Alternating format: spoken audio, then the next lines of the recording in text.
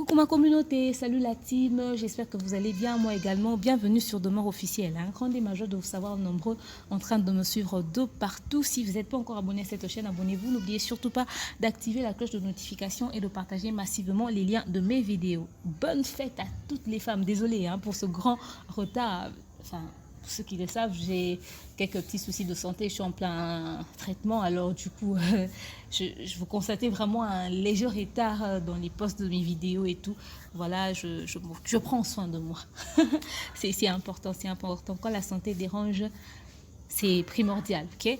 Voilà, je me suis dit que je ne peux pas clôturer cette journée sans pour autant faire quand même un élément. Voilà pourquoi je le fais, bien qu'en retard, mais je le fais quand même. Bonne fête à toutes les femmes, bonne fête à la fille mère, bonne fête à la jeune fille qui grandit, qui va nous prendre pour modèle dans les jours à venir. Donc voilà, bonne fête à toutes les mamans du monde, à toutes les femmes de l'Afrique, à toutes les femmes de la République démocratique du Congo. Nous sommes ensemble et surtout une pensée profonde à nos mamans de l'Est du pays. Donc voilà. Cette émission spécialement de la femme est un cadeau signé Vanessa Herwig. Elle se trouve en Belgique et elle vous fait des très jolies perruques. Elle vous livre partout dans le monde. Et pour ce mois de la femme, elle a fait des réductions de folie à partir d'aujourd'hui, le 8 mars, jusqu'à la fin du mois de mars. Si vous contactez Vanessa Herwig pour des perruques de qualité, elle vous livre partout dans le monde et vous fera un prix abordable. Vous lui contactez sur le plus 32 465 32 36 38. Plus 32 465 32 36 38. Elle vous fait des perruques, elle vous maquille, elle vous habille pour vos cérémonies de mariage. Contactez-la, vous ne serez pas du tout déçus. Donc voilà.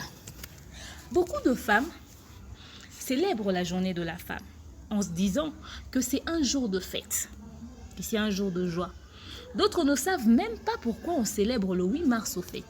D'autres sont là dans « ouais, le 8 mars, il faut qu'on l'a ta liputa ». Le 8 mars, on l'a ta kabilamba ya maputa pour la journée de la femme. Mais très peu ne savent comment est-ce que cette journée a commencé. C'est venu d'où? Qui a initié cela? Certaines même pensent que c'est initié par des Africaines, d'autres pensent même que c'est une journée liée à la République démocratique du Congo. Or, ce n'est pas. Voilà, je vais essayer de partager avec vous comment est-ce que cette journée avait commencé. On dit ceci: la journée internationale de la femme est née du mouvement syndical pour finalement devenir un événement annuel reconnu par les Nations Unies. Les graines de cet événement ont été plantées en 1908 lorsque 15 000 femmes ont défilé dans la ville de New York pour réclamer des heures de travail moins longues, des meilleurs salaires et le droit de vote.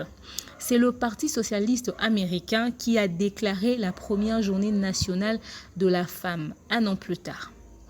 L'idée de rendre cette journée internationale est venue d'une femme appelée Clara Zetkin. Elle a suggéré l'idée en 1910 lors d'une conférence internationale des femmes travailleuses à Copenhague. Voilà, c'est Copenhague, je pense, si je n'abuse, excusez-moi. 100 femmes venues de 17 pays étaient présentes et ont accepté sa proposition à l'unanimité. Elle était célébrée pour la première fois en 1911 en Autriche, au Danemark, en Allemagne et en Suisse. Le centenaire a été célébré en 2011 et donc cette année restera à jamais gravée dans nos têtes en tout cas, et c'est une année qu'on va jamais oublier au fait. La date du 8 mars, c'est une date qu'on va jamais oublier, et surtout on doit toujours se souvenir de cette année-là où toutes ces choses ont commencé, histoire de voir pourquoi est-ce que nous célébrons cette journée. Parce qu'on ne peut pas se lever et célébrer une journée, on ne sait même pas par où est-ce que ça a commencé et le pourquoi de cela, vous voyez. Les choses ont été officialisées en 1975 lorsque les Nations Unies, l'ONU bien entendu, ont commencé à célébrer cette journée. Le premier thème adopté par les Nations Unies en 1996 était « Célébrer le passé, planifier l'avenir ». Alors, chez nous, en République démocratique du Congo, le thème de l'année 2020, c'est « Je suis de la génération égalité ». Voilà, l'édition 2020 de la Journée nationale de la femme qui sera célébrée le 8 mars aura pour thème « Je suis de la génération égalité ». Donc voilà, c'est un très joli thème. J'aurais souhaité que l'on fasse un direct et à téléphone ouvert, bien entendu, avoir le point de vue de plusieurs autres femmes, bien entendu, ce que les autres pensent de ce thème. Donc voilà, mais mais au moins, on a quand même une idée sur le thème. Donc voilà, le 8 mars est une journée qui a commencé parce que... Donc voilà, le 8 mars est une journée qui a été initiée par des femmes qui réclamaient des droits. Vous avez certainement vu des vidéos où il y a des femmes qui disent que ouais, le 8 mars, c'est pas une journée où nous devons fêter, c'est une journée où nous devons réclamer les droits, nous devons nous battre pour nos droits, nous devons, etc., etc. Et certains ont dit, mais ces femmes ne comprennent pas et tout, et tout. En fait, d'autres ne partagent pas leur avis, d'autres partagent leur avis, d'autres pensent qu'on ne devait pas du tout célébrer cette journée. En fait, elles n'ont pas tort. Et ceux qui pensent que c'est une journée de fête aussi n'ont pas tort non plus. Il faudrait juste que l'on trouve le juste milieu, c'est-à-dire, nous célébrons la journée de la femme parce que grâce à la démarche que ces femmes ont faite le 8 mars, elles ont obtenu quelque chose. Elles ont obtenu le droit de vote, on a revu les heures de travail, on a revu leur salaire, elles ont gagné quelque chose. Et c'est pour ça que cette journée est célébrée parce que des choses ont été réclamées et les femmes l'ont obtenu. Voilà pourquoi nous célébrons cela. Nous célébrons cela parce que même après ça encore, il y a eu des femmes qui ont réclamé des choses. On a dit le droit de la femme, égalité dans le milieu professionnel, égalité dans ceci, égalité dans cela. Aujourd'hui, autrefois dans les entreprises, les hommes avaient un salaire plus élevé que les femmes. Les femmes, on les sous-estimait. Il y avait très peu de femmes dans les entreprises, mais aujourd'hui, vous pouvez entrer dans une entreprise, vous trouvez peut-être même plus de femmes que des hommes. Aujourd'hui, on peut entrer dans une entreprise, on voit une dame qui dirige tout un département. Or, autrefois, une femme ne pouvait pas être chef et diriger des hommes. Ça ne se faisait pas, ça ne passait pas. Quel homme va s'asseoir et entendre une femme lui dicter, lui diriger, etc., etc. Moi, je connais des hommes qui se sont fait virer dans des entreprises parce qu'ils sont venus avec leur truc là. Moi, une femme ne peut pas me diriger, moi, une femme ne peut pas me dominer. On lui a viré, on lui a remis son salaire des comptes finaux. Écoute, partez. Ici, ça ne se passe pas comme ça. Vous voyez? Et on célèbre ça ce jour parce que, au fait, ça nous rappelle qu'une fois, un jour, des femmes se sont levées, se sont battues pour quelque chose et ont obtenu gain de cause. Et voilà pourquoi tous les jours, les 8 mars, on doit célébrer cela, on doit fêter cela. Parce que cette date nous rappelle que nous devons nous battre pour ce que l'on veut, pour ce que l'on souhaite. On doit se battre pour être traités au même titre que les hommes. Vous voyez, égalité, excusez, parfaite au toro Luka. Tous à la bisogno sont on a mis balé. En termes de salaire, en termes de crédibilité, en termes de... Parce qu'il y a de ces hommes qui pensent toujours jusqu'à ce jour, jusqu'en 2020, excusez-moi, que moi, ça rose à mailler les relais mobilité. Il y a de ces hommes qui, jusqu'à aujourd'hui, pensent que moi, ça rotang à ma classe à ma cité. Il y a de ces hommes qui disent, moi, si soit à ma classe à ma casse, ça redominer sur mobile.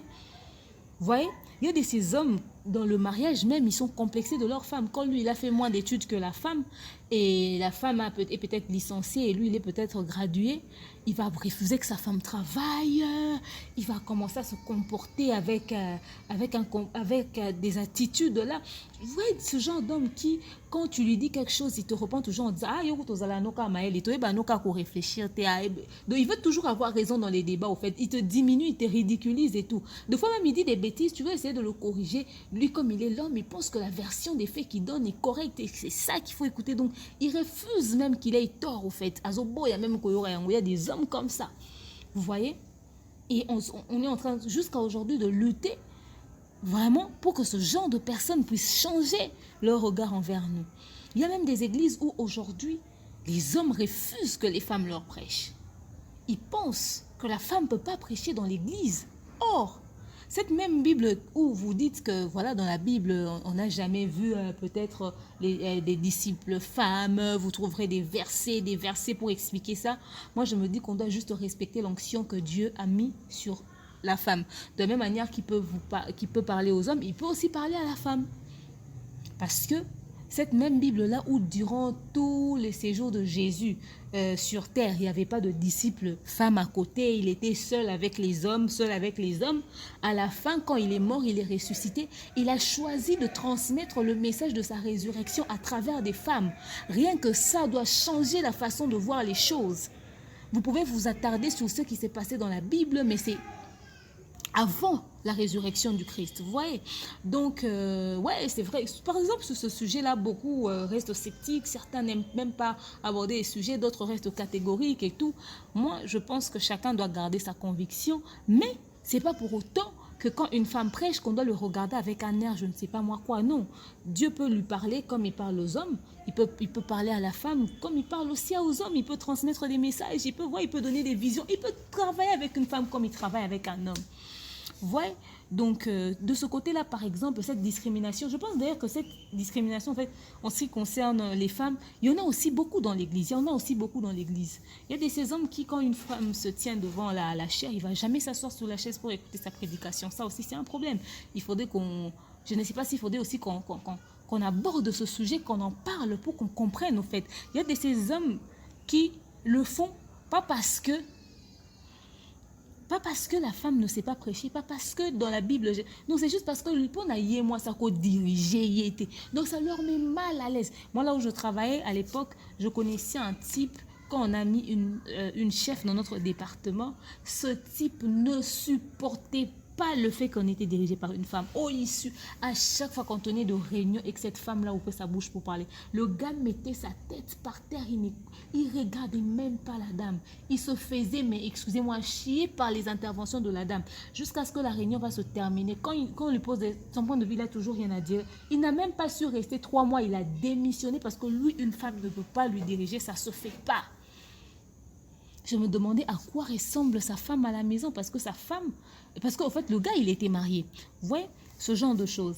On doit aussi lutter contre les violences qui continuent, les violences conjugales, les violences dans le milieu professionnel. Dans le milieu professionnel, ce n'est pas des violences au béto likofi, hein, c'est des violences dans le langage de l'attitude et tout. Te rabaisser pendant que tu es intelligente, n'est pas considérer ce que tu dis, peut-être parce que tu es une femme. Il y a des environnements professionnels qui ressemblent à ça et il y a beaucoup de choses pour lesquelles nous devons lutter. Beaucoup de choses. Et quand je le dis, j'ai une pensée profonde envers nos mamans de l'Est du pays qui se font violer par des gamins, par des adultes, devant leurs enfants. Nos jeunes sœurs qui se font... mais je vous jure, j'ai vu une vidéo d'un enfant de 3 ans. Cet homme, mais on doit l'arrêter, je ne sais pas moi. J'ai une fille, mais quand j'ai vu ça, j'ai dit, mon Dieu, ce type, il aurait été devant moi, je ne sais pas. Je serais à sa place à Makala parce que, non, on doit lutter contre ces choses. Et tous les jours, ça arrive. C'est comme si c'est devenu quelque chose de fréquent. Un papa qui viole son enfant, un garçon du quartier qui veut... Donc, c'est devenu fréquent. On doit lutter contre ces choses. Et quand on voit ça, même chez nous à Kinshasa, où il n'y a pas de guerre, il n'y a rien, et à quoi ressemble la vie de nos mamans de l'Est du pays? Une pensée profonde envers ces mamans. Très profonde. Parce qu'elles subissent des choses, des injustices. J'aimerais passer un message à nos mamans de l'Est du pays en leur disant, nous sommes de cœur avec vous. Ce qui vous arrive, c'est Dieu. C'est pas parce que, au fait, vous ne le méritez pas. Vous ne le méritez pas du tout. Mais Dieu sait pourquoi il a fait les choses comme ça. Le maître de temps et de circonstances sait pourquoi il a fait les choses comme ça. Mais croyez-moi sur une chose, il y a une vérité que nous devons jamais oublier, c'est que tout a une fin. Rien ne dure éternellement. Un jour, cela va s'arrêter. Un jour, cela va s'arrêter. Voilà pourquoi je profite pour parler à nos mamans combattantes. Là, je ne parle pas encore aux papas combattants, à nos mamans combattantes. C'est de penser, en cette date du 8 mars, pensez à nos mamans de l'Est du pays, les violences qu'elles subissent, les problèmes, le traumatisme qu'elles ont. Vous voyez, pensez à ces mamans. Trouvez des solutions. Si on ne sait pas encore arrêter ce qui se passe à l'Est du pays, envoyez-leur du matériel, elles en ont besoin. Des biens, elles en ont besoin. Des médicaments, des bandes hygiéniques, des sous-vêtements, des trucs médicaux, des trucs qui vont leur permettre, au fait, des trucs que la femme utilise pour son hygiène intime ou encore pour s'habiller, être bien. Envoyez-leur des habits. Surtout des trucs comme bandes hygiéniques, habits, sous-vêtements, ce genre de choses, des trucs que les femmes utilisent, quoi. Je ne peux pas répéter ça comme ça. Essayez de leur envoyer. Elles en ont besoin. Si on ne peut pas arrêter ce qui se passe là-bas maintenant, aidons-les même avec ça. Je me rappelle que Boboto Lan, Sandrine Boboto, avec qui on a travaillé sur le dossier de l'Est du pays, elle nous avait ramené ce genre de colis et ça avait beaucoup aidé. Merci à elle. Je suis tombée sur la publication de Soulé Kaouka, le bras droit de Fally Ipupa, qui dit... Il dit ceci, Il dit, comme promis, la Fondation Fally Ipupa est sur le point de recevoir une partie de la recette du concert du 28 dernier à Bercy qui sera remis à l'hôpital Panzi à Bukavu le 26 avril prochain.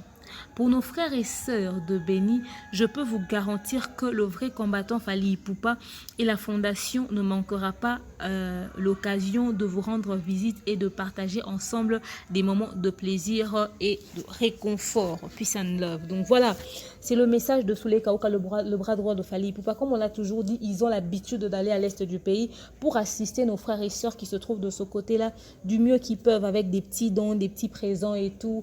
Je dis petit parce que je veux pas être, enfin, je veux pas que, voilà, je veux pas dire ça d'une manière où vous avez. Je dis petit comme ça, mais ce sont des choses vraiment considérables comme ça qui ramènent à l'est du pays. Et là, ils promettent qu'ils vont partir. Donc, pour ceux qui doutaient que Fally Ipupa, après le concert, il ne va jamais ramener ces choses, voilà, ils ont annoncé qu'ils vont partir avec et on leur dit bon courage, on est derrière eux, on leur soutient à fond. Alors, ceux qui pensent qu'ils peuvent aussi leur rejoindre dans cette idée-là, il y a des ONG qui s'occupent des choses qui vont à l'est du pays pour aider les familles qui se trouvent là-bas. Vous pouvez les contacter, les mamans de la diaspora, vous pouvez les contacter, les mamans combattantes, vous envoyez des colis là-bas à ces femmes, elles en ont besoin. Vraiment, nous sommes de cœur avec vous les mamans, nous sommes de cœur avec vous les grossesses indésirables liées peut-être à un viol, les accouchements indésirables. Vous ne savez même pas de qui est cet enfant, mais c'est parce que on sait tout ce qui se passe chez vous, on est de cœur avec vous. Mais rien ne dure éternellement. Alors rien ne dure éternellement, tout a une fin et un jour cela va s'arrêter. Nous croisons les doigts, nous croisons les doigts.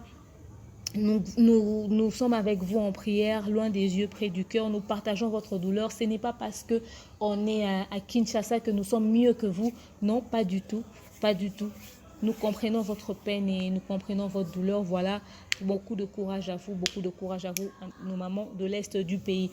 Donc voilà, la journée du 8 mars, ce n'est pas une journée à négliger. C'est une journée qui nous permet comme ça de nous rappeler que nous avons des devoirs, nous avons des droits, nous avons des obligations, mais aussi nous devons nous battre pour avoir une place dans la société, que nous devons nous battre pour que nous puissions être respectés, considérés, mais que la journée du 8 mars ne soit pas un prétexte pour les femmes. En fait, réclamer ses droits ne veut pas dire oublier la place que la femme occupe dans la société, c'est-à-dire être mère et être épouse. Parce que certaines femmes pensent que quand on dit on est en train de lutter, égalité parfaite, nanani, nanana, ça nous enlève la soumission. Non. On veut que dans le milieu professionnel, que l'on puisse être considéré et respecté, au même titre que les hommes. Parce que nous étudions, nous avons le niveau, nous avons l'intelligence, nous avons la capacité. D'ailleurs, des fois, je me dis que nous, on a encore beaucoup plus. Parce que nous arrivons à mettre au monde et à éduquer. Vous verrez une femme qui met au monde, qui part déjà au travail, elle est enceinte. Nous connaissons tous les malaises d'une grossesse. Elle met au monde. Elle laisse l'enfant à la maison, elle revient, elle éduque cet enfant pendant qu'elle travaille. Et en même temps, elle travaille. Elle s'occupe de sa maison, de l'éducation de l'enfant. Mais elle ramène aussi du pain à la maison. Vous voyez? Les femmes du marché, les femmes qui font le champ, les femmes du bureau, toutes ces femmes qui ramènent même un 10 francs à la maison, ce sont des femmes encouragées à féliciter. Mais ce n'est pas parce que nous recherchons l'égalité parfaite que nous devons oublier que lorsqu'on est chez nous à la maison, la place de l'homme, la place du papa, la soumission, le respect envers nos époux, nos chéris, nos fiancés, leur place. Ce n'est pas parce que tu as étudié plus que ton mari que tu dois le considérer comme quelqu'un qui n'a pas ton niveau. Ou il y a des femmes même qui vont loin, qui disent d'ailleurs je ne sais même pas comment je t'ai épousée, moi j'ai fait des longues études que toi. Ça n'a rien à voir. Ça n'a rien à voir. Les longues études, c'est peut-être parce que tu en as eu la possibilité. Mais lui, avec ses petites études, il t'a épousé, il t'a mis chez lui. Ce n'est pas toi qui l'as épousé. Donc, ce respect-là doit continuer à exister. Ce respect doit continuer à exister. Quand nous sommes sur le milieu professionnel, c'est le travail, c'est un débat lié au travail. Tu veux obtenir quelque chose, tu veux montrer aussi tes capacités. Ça, c'est autre chose. Mais quand tu es chez toi, tu restes la mère, tu restes la femme, tu respectes ton homme. Voilà. Et le respect est réciproque. Les hommes, dans vos attitudes, dans vos langages, dans votre comportement, que tu puisses avoir fait des études plus que ta femme ou moins que ta femme, quand on se marie, on dit que nous sommes devenus un. Donc, on a commis, on a considéré un mouton à un an, c'est-à-dire to comme le moko. Donc, on finga mouton to comme le moko, non bêta mouton to comme le moko, pour nous mi bêta te non mi finga te.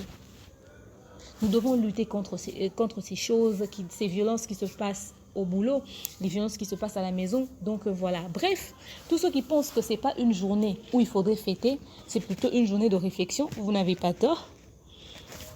Mais la fête dont on fait allusion, c'est juste pour dire, voilà, ce jour-là, on avait gagné quelque chose.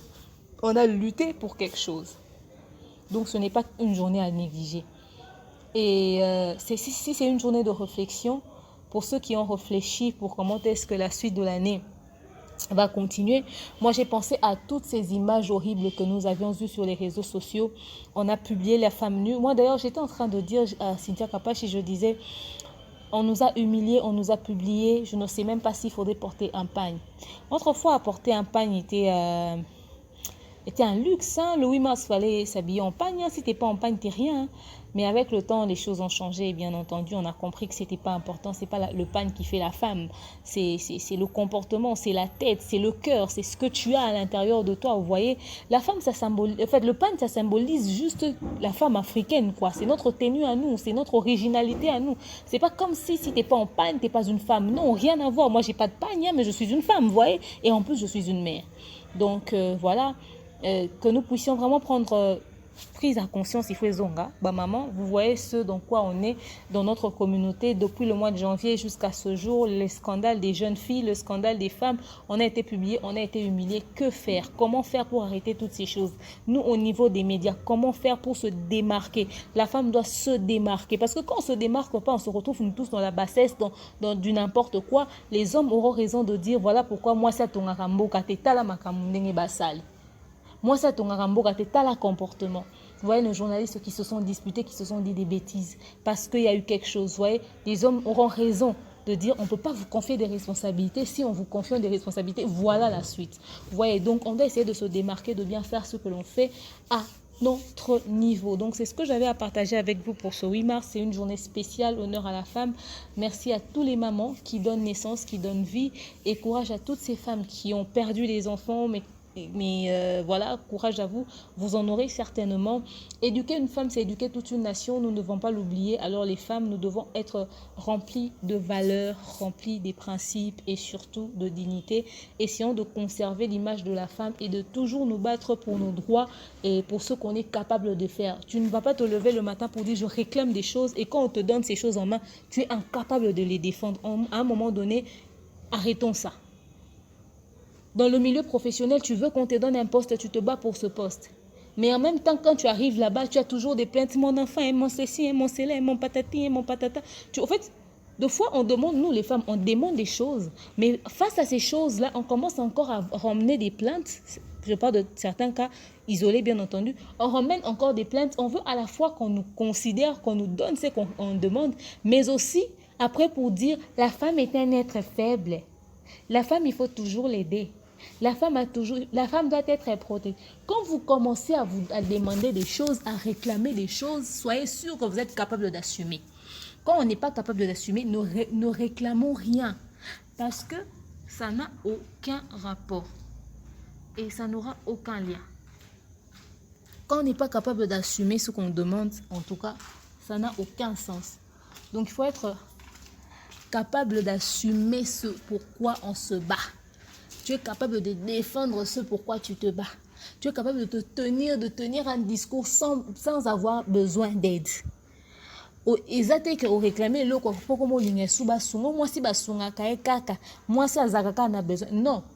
Quand on est en train de réclamer égalité dans le travail, égalité dans ceci, c'est pas pour que quand tu dis égalité et puis c'est un type qui rédige pour toi les rapports, qui fait pour toi les non. Réclamons des choses pour lesquelles on est capable. Vous voyez? Donc voilà, c'est ce que j'avais à nous dire. Grand merci à tous ceux qui vont suivre cet élément. Partagez massivement les liens de mes vidéos. Bonne fête de la femme encore à tout le monde. Et voilà, une journée de réflexion aussi. Réfléchissons à comment est-ce qu'on va faire pour récupérer cette image que la femme congolaise a perdue dans les médias, en tout cas en étant publiée ça et là. Donc voilà. bien des bonnes choses à vous. Je vous dis à très prochainement. Bon début de semaine. Bisous.